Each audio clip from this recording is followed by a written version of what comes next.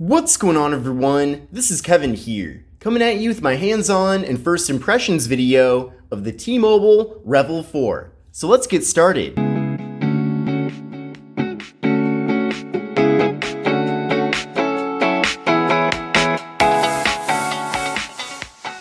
So this is the T-Mobile REVVL 4. Now I bought this phone yesterday over at Metro by T-Mobile, and the phone is being offered by both Metro and regular T-Mobile. Now the official price for the device is $120, but definitely make sure to see what various promos are being offered, as I'm sure the majority of people that actually get this phone will not be paying the full price. But with all that said, let's take a look and see what's included in the box, and I did already set up the phone for the sake of saving time, and we'll take a look at that too. Now here is the box that the phone does come in. You can see right here, REVVL 4. Now this is one of 3 REVVL phones to make their way over to T-Mobile and Metro. The previous REVVL phones have been very popular, by the way, so I'd imagine that this device will also be popular as well. But lifting the lid here, and by the way, this is a pretty nice box. We do have the phone right here. We'll put this off to the side for a second, and we'll see what else we get. So it looks like we get a top packet here. So we'll open this up. We have the quick start guide, and we have the SIM card removal tool. Then getting deeper into the box here, we have a USB-C cable for charging and data transfer. This looks like a really nice cable. I like how it's braided.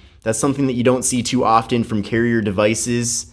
So that's certainly more of a premium type of thing to see. And then we do have the wall adapter. So no headphones, not that I really wanted them anyway, but you can see the wall adapter does have the T-Mobile logo on it. It is USB, of course, and it is a 10-watt charger. Now here is the T-Mobile REVVL 4 itself. Now this device features a pretty large 6.22-inch display. The display itself is LCD. It's 720p at 720 by 1520. It features a PPI of 270. Now, one interesting thing is that this phone is advertised to have an 18:9 aspect ratio, but based off of the display resolution, this phone has a 19:9 aspect ratio.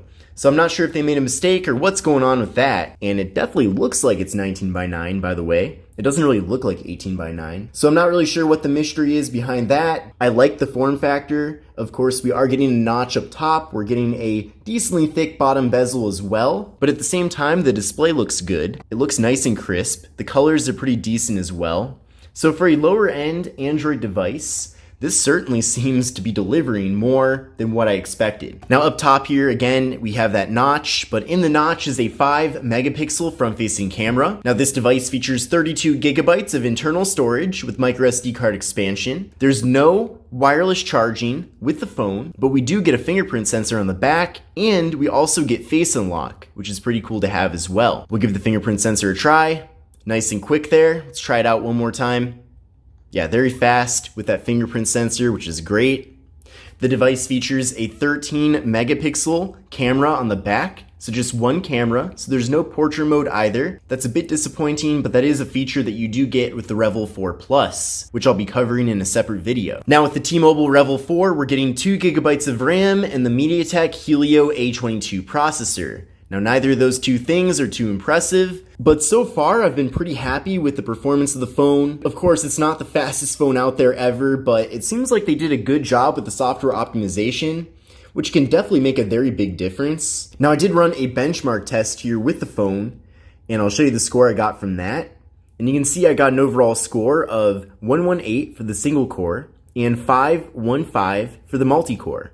So what I recommend doing is running this test on your current device using Geekbench 5, and then see how those scores compare to these scores to see if this phone really is going to be a performance upgrade for you or not. So here's how things look with the camera, by the way. So this is with the rear camera, of course. Now we can zoom in if we want to. This is a digital zoom, and then we can flip over to the front-facing camera to take selfies. So I'm definitely looking forward to going out and taking a variety of different photos and videos to really get a good idea of the quality of the cameras on this device to include my full review video. Now with the T-Mobile REVVL 4, video recording does max out at 1080p at 30 frames per second, which is fine. I don't expect too much from a phone in this price range. And with this device, they don't say what the battery capacity is, and I've installed some third-party apps to try to see what it is, and I can't tell either. But they do advertise this phone as having up to 19 hours of talk time, So if I had to guess, I'm sure they're giving us at least a 3000 milliamp hour internal battery. So it definitely has to be somewhere around there. And then there's no NFC with this phone, which does make it a bit different from the REVVL 4 Plus, which does have NFC. But now that we've gone over the specification highlights of this phone,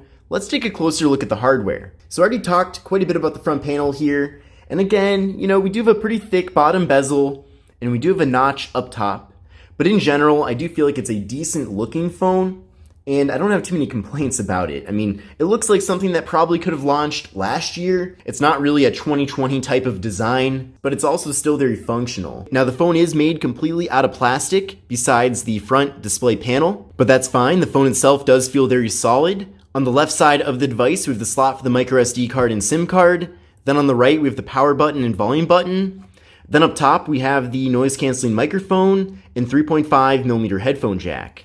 Then on the bottom of the phone, we have the microphone, speaker, and we have the USB-C port for charging and data transfer. Now taking a look at the back of the device, we have the camera module, flash, we have the fingerprint sensor, and then we have the T-Mobile logo right there. Now this material on the back is a matte finish. It does kind of pick up grease a little bit, but nowhere near how a reflective back would. So in general, I think it's a pretty good looking phone.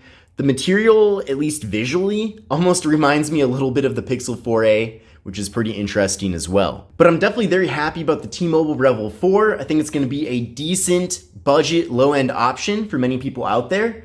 Of course, I am going to have to use the phone a bit more before I have my full opinions about it, and all of that will be in the review. But again, I hope you enjoyed the video. If you did like it, give it a thumbs up, make sure to sub to the channel, and stay on the lookout for a variety of other videos about this device. But this is the T-Mobile REVVL 4. My name is Kevin, and I will see you in the next one.